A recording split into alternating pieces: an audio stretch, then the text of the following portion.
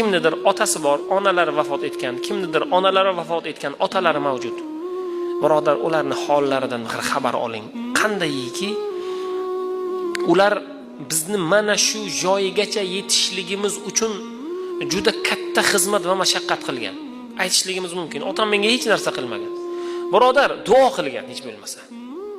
Sizni urayotgan vaqtda ham, so'kayotgan vaqtda ham, tarbiya berayotgan vaqtda ham qalbidan bir yaxshi tilaklar o'tkazgan. Chunki hech bir ota farzandini urayotgan vaqtda mayib bo'lsin, kasal bo'lsin, qo'li sinsin demaydi. Nega? Urayotgan vaqtda tarbiyalansin deydi. Bu xatoni boshqa qilmasin deydi.